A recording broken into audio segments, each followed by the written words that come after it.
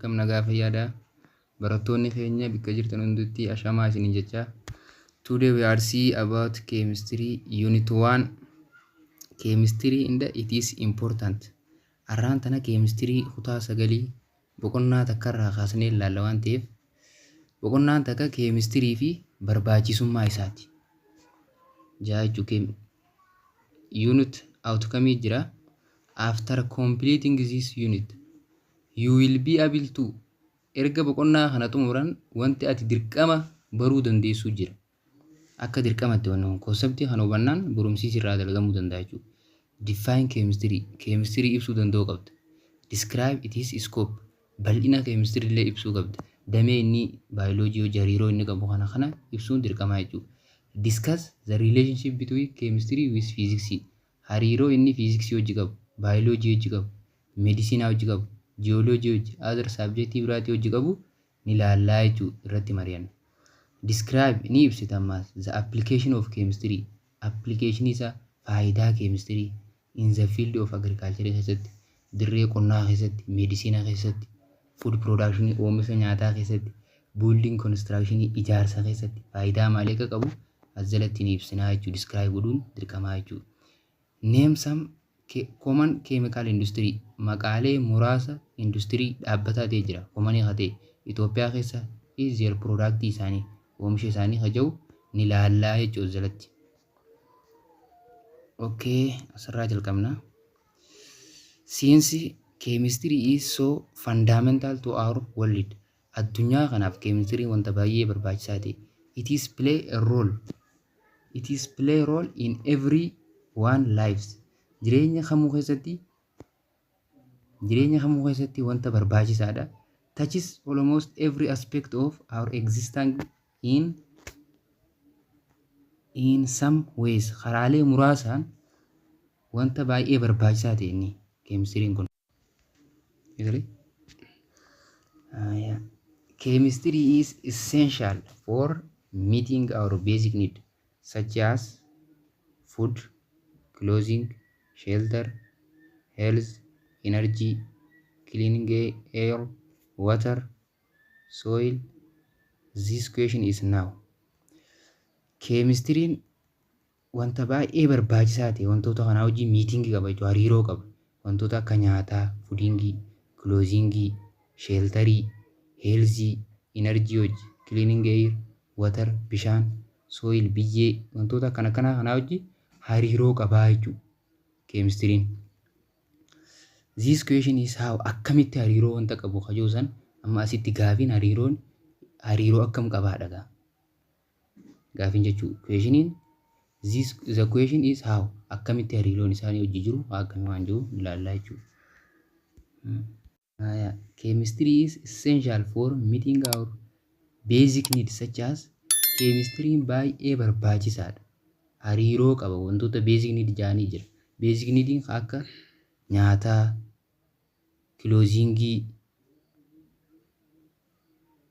clothingii jechuun uffata, shelterii mana, healthii fayyaa, energy anniisa, cleaning air qilleensa qulqulluu, waterii bishaan fi soilii kanaa wajjin hariiroo qabaa jechuudha. Chemistry'n hariiroo akkam qabaa kajuudha ammantan.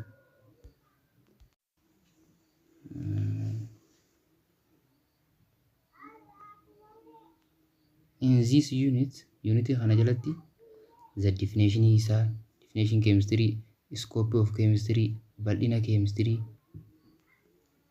relation between chemistry and the other natural science damee natural science kabiraati wajjin hariiroo inni qabu azala laallaa jechuudha boqonnaa kana jalatti. Amma the role it is plays in production gahee inni oomisha keessatti taphatu chemistry'n as jalan ilaalla boqonnaa kana jalatti.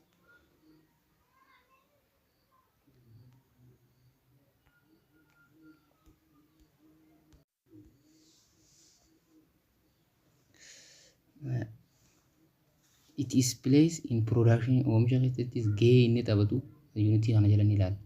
In the society hawaasa keessattis and some common chemical industry in Ethiopia chemical industry dhaabbataa ta'an kan Itoophiyaa keessatti illee gahee inni qabu as jala ni ilaallaa jechuudha.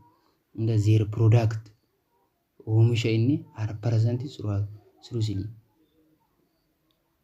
gahee inni qabu jechuudha. Oomisha inni dhiyeessu as jalatti boqonnaa kana jalatti ilaallu ta'a jechuudha. Definition in the scope of chemistry hiikaa fi bal'ina chemistry kaja'u ilaallaa jechuudha. In this section two aspects of chemistry are going to be dealt with. Boqonnaa kana jalatti wanta baay'ee barbaachisaa ta'e ilaallu ta'a jechuudha. Wanni unity kana jalatti. The first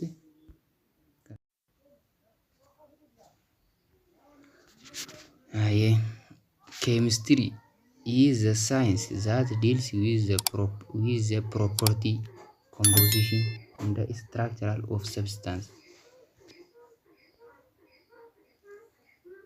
Chemistry jechuun saayinsii waa'ee property, amala, composition, makaa, structural of substance, caasaalee wantoota kajaamu elementii fi compoundidha jechuudha. The transformation they undergo adeemsa as chemistry kana irratti adeemsifamuu jira. Fakkeenyaaf jijjiirama keemikaalaatii fi fiizikaalaa jedhamee transformation as jalatti adeemsifamuu jira jechuudha.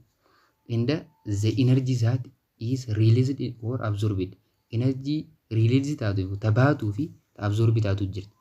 During this process yommuu transformation adeemsifamu yommuu wanti tokko gara keemikaalarraa jijjiiramni keemikaalaa adeemsifamu fiizikaalaa adeemsifamu energy released taatuu fi absorb taatu jira jechuudha. Substance. A substance is a particular kind of matter with uniform property. Substance jechuun is a particular kind of matter gosa maatarii keessaa isa tokko with uniform property amala wal fakkaataa qaban jechuudha. Uniform ta'e mallisaa. Fakkeenyaaf goldii, silvarii, watarii, soap, table saltii maali substanceedha jechuudha. Particular kind of matter jedhamani gosa maatarii keessaa isa tokko kan uniform property amala wal fakkaataa qaban amala uniform qaban jechuudha. Fakkeenyaaf goldii, warqee jechuudha, silvarii, watarii, bishaan, sooppii, saabunaa, table saltii faadhaa jechuudha. Isaan kun maali substance jedhamaa jechuudha. Maatarii jechuun is a physical substance. Physical substance ta'e that which occupies space wanta bakkaa fi possess rest mass bakkaa fi hangi qabu kamuu maal jedhama maatarii jedhama.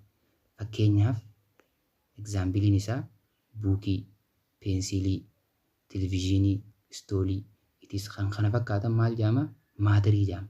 Fakkeenyaaf kitaaba jechuun wanta bakkaa fi qabee qabu jechuudha. Irsaasas fudhadhu, televezyiiniis, tiiviis, istooliis hundi maal jedhama maatarii jedhama.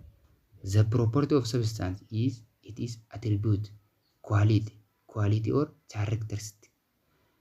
Amala jechuun the property of substance amala wantoota jedhamu it is attribute, quality, characteristic wanta maal qabu quality fi amala qabutu property jedhama jechuudha. Wantootni amala jechuun. Every substance kamiyyuu in the universe in which we live iddoo nuti addunyaa nuti irra jiraannu kana irratti substance kamiyyuu has its own properties amala mataa isaa kan danda'e qaba by which we can distinguish it is from other substances. Amala mataa isaa kan danda'e kan nuti substance birarraa isa adda ittiin baasnu qaba jechuudha. Wantoonni kamiyyuu. This is because sababni isaatis kun every substance has its own unique composition mataa fi addatee qaba wanta kamiyyuu in the structural caasaa. This is because sababni isaatis every substance kamiyyuu has its unique composition makaa if danda'e makaa addatee qaba fi structure caasaa addatee qaba. Sababa kanaatiif maal amala mataa isaa qabaatu danda'e jechuudha. Fakkeenya fudhadhu amma fakkeenyaaf watarii example water jedha. Bishaan jechuun is a substance keessaa isa tokko that has no color hin qabu, tastii dhandhama hin qabu, shape illee hin qabu jechuudha. Kanaafuu wanti kamiyyuu maal qaba? Amala mataa isaa qabaa jechuudha. Composition jechuun makaa. Makaa jechuun maal akka ta'e ilaallata. Okay. Composition jechuun is the nature of something, ingredient or constant. Matter jechuun is nature of something, uumama wanta tokkooti jechuudha. Nature wanta tokkooti. Matter makaa jechuun nature of something, ingredient or constant of keessatti hammatu jechuudha. Fakkeenyaaf how a wool or mixture is made up. Wanti makaa jennee miree makaan kun akkamitti dhufa? Akkamiin made up ta'a? Ajaa'imu laallaa jechuudha. Example table salt, sodium chloride jechuudha. Table salt jechuudha. Table salt is chemical composed of the element. Makaa elementii soodiyemii fi kilooriiniiti. Soodiyemiin garee tokko irratti argama, kilooriiniin garee torbaffaa. Makaa isaanii achi keessa dheeyitanii ilaaluu dandeessan jechuudha. Table salt makaa isa kanaati jechuudha. Table saltiin. Kanaafuu composition jechuun makaa jechuudha. Makaan kun amma table saltii maalirraa dhufe? Wanta lamarraa dhufe. Elementii maaliif maali? Soodiyemii fi kilooriiniidha jechuudha. The stillness still sponges are solid solution or alloy of chromium, carbon in the other element. Stillness still.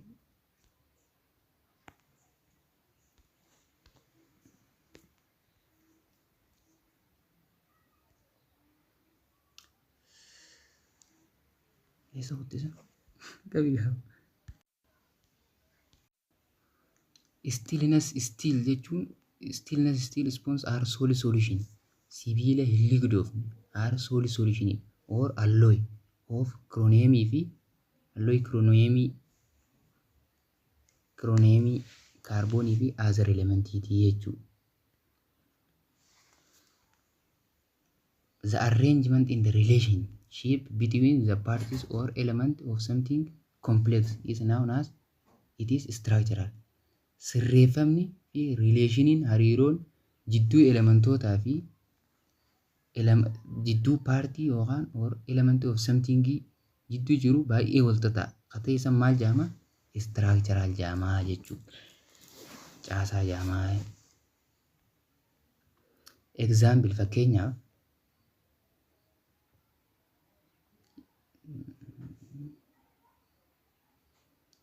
school building ijaarsa mana barumsaa are made up of roof, ceiling, doors, window, walls, floor arranged in a certain order. Adeemsa kana dila kana keessa dabreeti ijaarame jechuudha. Manni barumsaa tokko. Wanti akkanaaf maal jedhama? Structural jedhama jechuudha. Maal inni gubbaa kanatti? The arrangement in the relationship between the parties. Kutaa tokko hariiroon sirreeffamaa fi hariiroon isaan jidduu jiru yookaan element of something complex ta'e maal jedhama? Structural jedhama jechuudha. Example the school building ijaarsi mana barumsaa tokko are made up of roof, ceiling, doorsii, hulaa jira, maskootii, windooyi, wal gidaaraa jira, floor arranged. Adeemsa kanaan sirreeffamee certain orderii muraasa keessa dabree jechuudha. Karaalee ittiin wanti tokko itti ijaaramsan keessa dabreeti ijaaramaa jechuudha manni barumsaa tokko. The arrangement of each of these parties tokkoon arrangementiin kun maal jedhama? Structure jechuudha. Are known as the structural of the school building. Caasaa ijaarsa mana barumsaa tokkooti jechuudha. Adeemsi hedduun kana keessa dabree ruufii jira, ceiling, doorii, window, walls, floor arranged in a certain ordering kun maal jedhama? Caasaa manni barumsaa tokko itti wanta kana keessa dabreeti ijaaramaa jechuudha. Example salt jechuun isa kana, sulfuriinis kana, goldiinis, silver illee kana jechuudha. Substaansii naannoo keenyatti argamuu danda'udha. Every substance in our environment is continuously changing from time to time due to both external and internal force. Wanta kamiyyuu kan naannoo keenyatti argamu dhaabbataa jijjiirama yeroo yerootti. Sababni inni jijjiiramuuf maali? both external and internal force sababa dhiibbaan keessaa fi dhiibbaan alaa fi keessaa jirtu wanti naannoo keenyaa kamuu yeroo yerootti maaltu danda'a jijjiiramuu danda'a jechuudha. Sababa maaliitiif? Sababa dhiibbaan alaa fi both external fi internal force waan jirtuuf wantoonni naannoo keenyatti argaman kamuu yeroo yerootti time to time itti jijjiiramuu danda'a jechuudha. Due to this change, sababa jijjiirama kanaatiif it is transform from one form into the other. Tokkorraa bifa tokkotti jijjiiramaa jechuudha. The transformation jechuun of substance is a marked change in form. Bifa isaa jijjiiruu danda'a. Nature uumama wanta sanii or appearance akkaataa mul'ata wanta sanii ka jijjiiramu maal yoo jijjiirame maal jedhama? Transformation jennaanii jechuudha. These transformation are accompanied by energy change. Maali mirkaneeffama? Energy change ni jechuudha. Jijjiirama energy. Scope of chemistry ilaalama bal'ina chemistry. Hariiroo inni physical chemistry jira, organic chemistry jira, inorganic chemistry, analytic chemistry, biochemistry. Wanti kun baay'ee barbaachisaadha.